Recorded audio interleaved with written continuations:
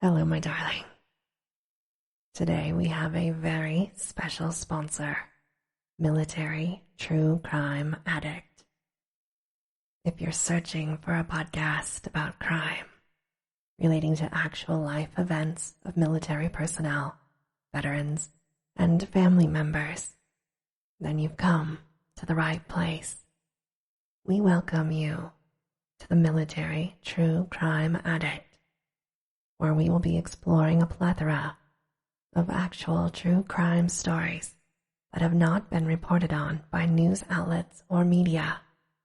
Stories deal with sensitive content including assault, harassment, sexual preference, abuse of power, PTSD, murder, and hazing.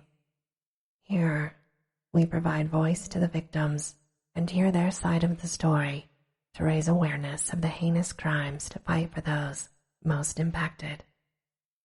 Visit Military True Crime Addict wherever you listen to podcasts, and make sure to check out the most recent episode, The One Eagle Scout. And now, on with our story time. Now and then, a battered church facade or crumbling spire came in sight, but never the blackened pile that he sought.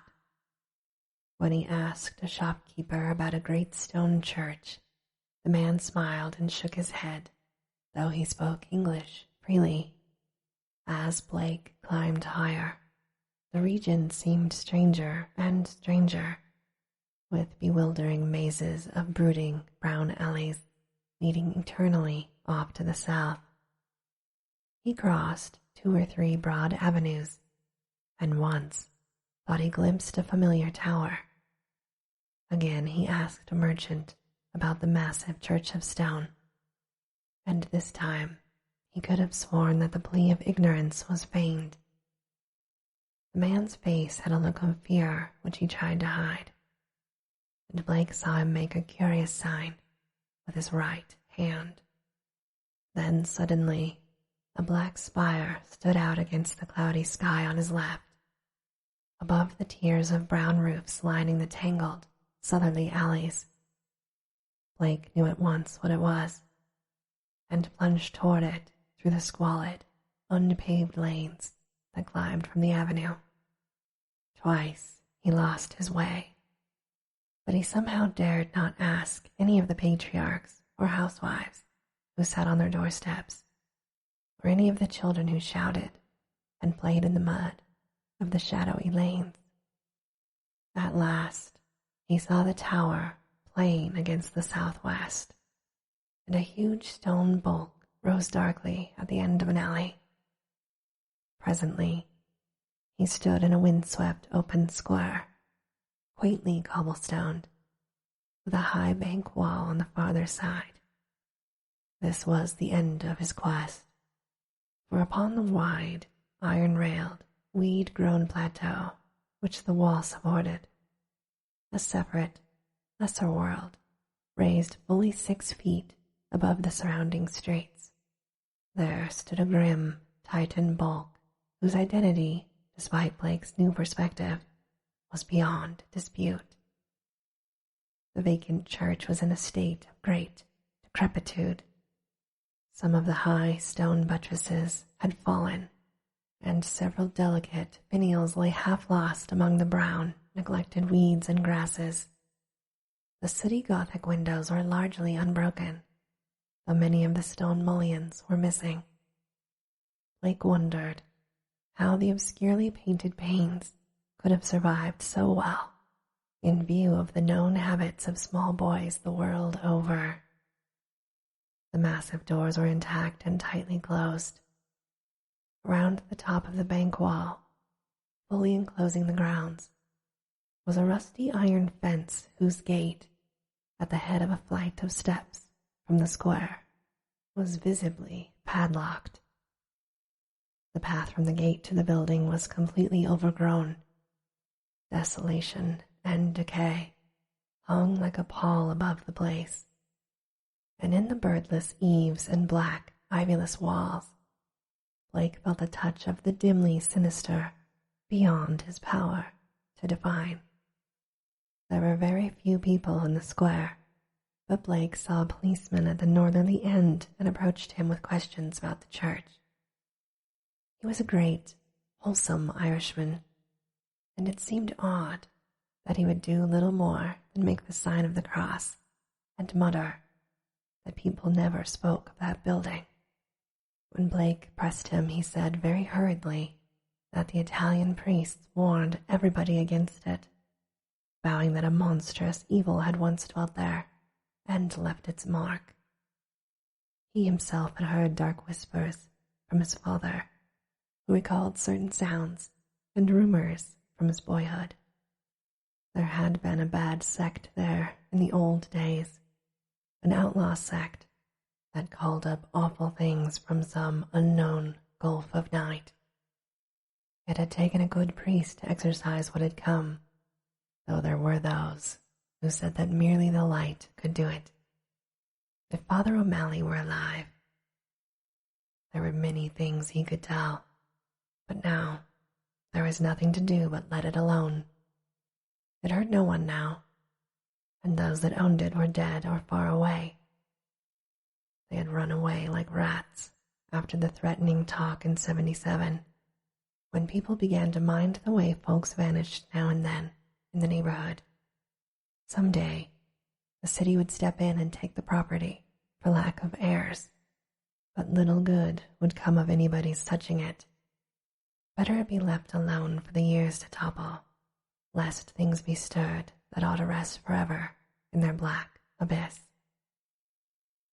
After the policeman had gone, Blake stood staring at the sullen, steepled pile.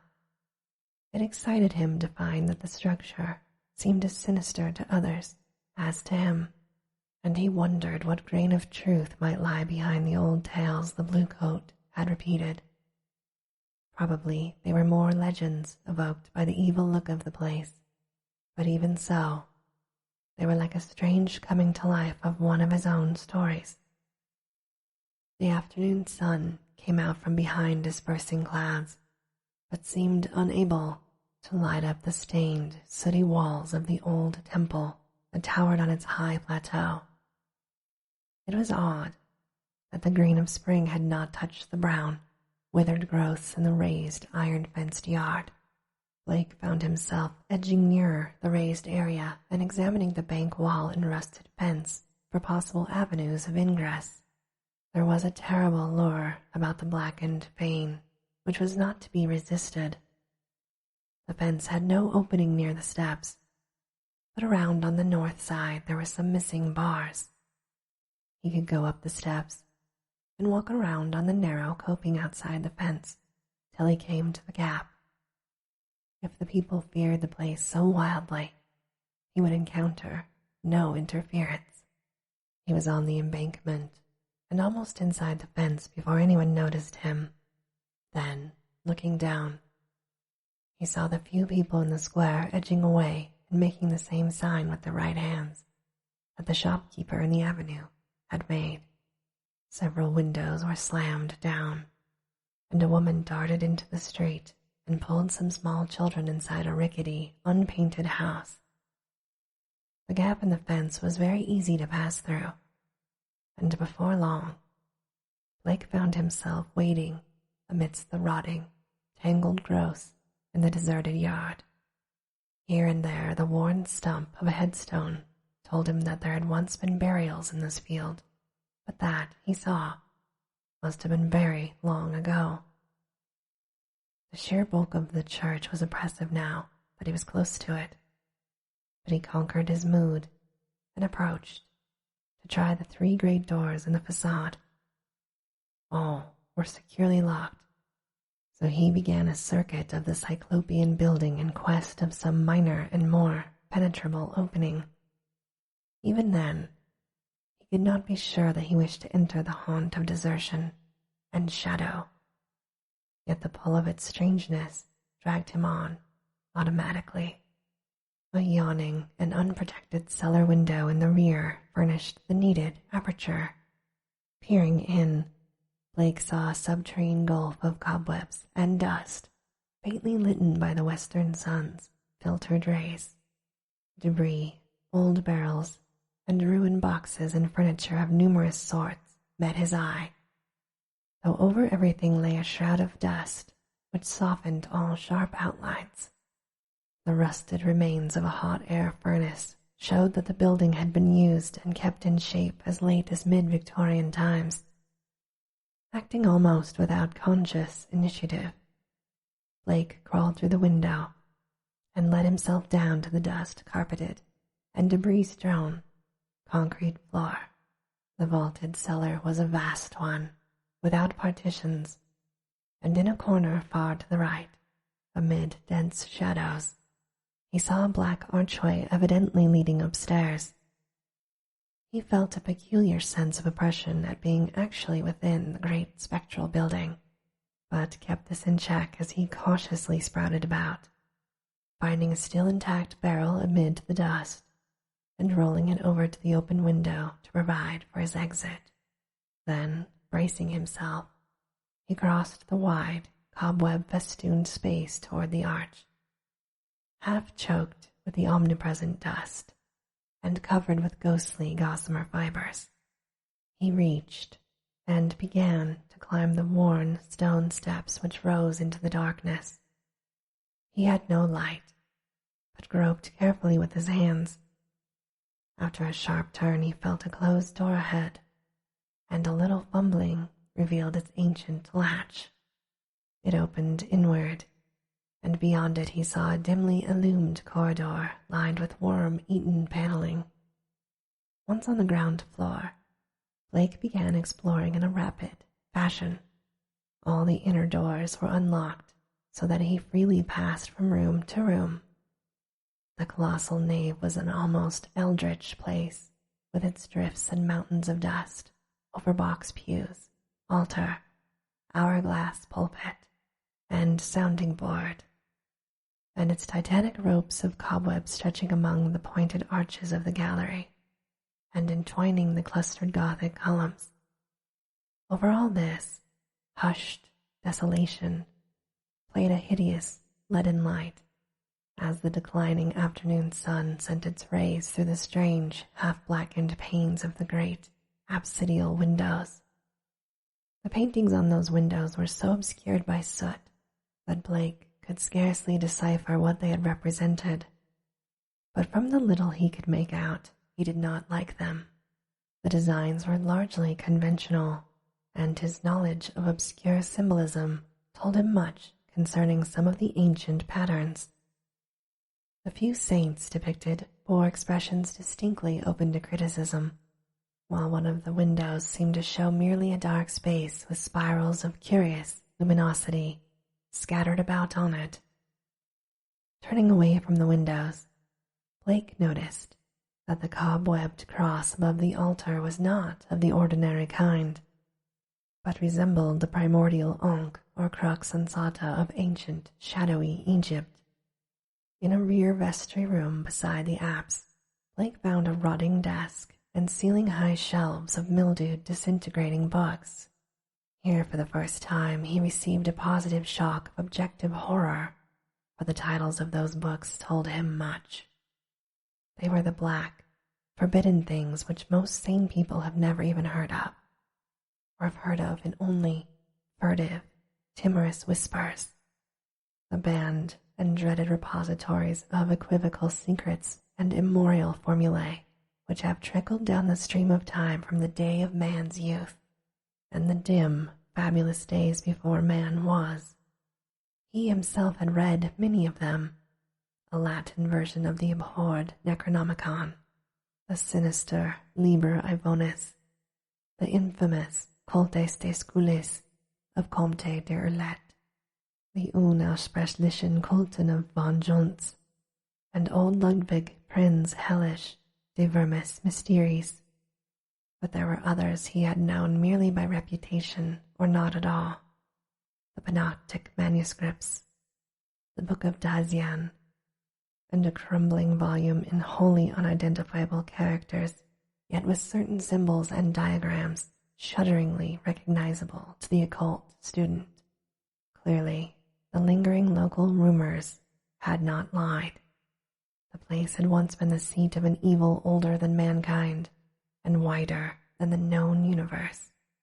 In the ruined desk was a small leather-bound record book filled with entries in some odd cryptographic medium. The manuscript writing consisted of the common, traditional symbols used today in astronomy and anciently in alchemy, astrology, and other dubious arts.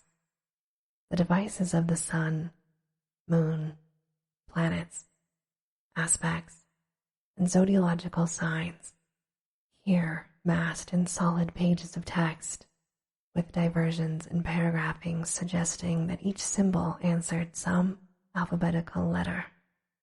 In the hope of later solving the cryptogram, Blake bore off this volume in his coat pocket.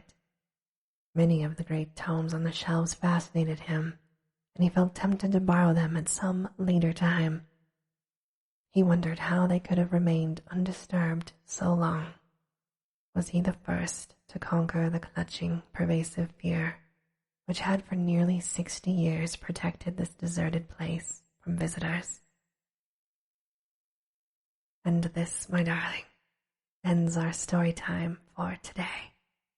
As always, I hope that you have very sweet and creepy dreams.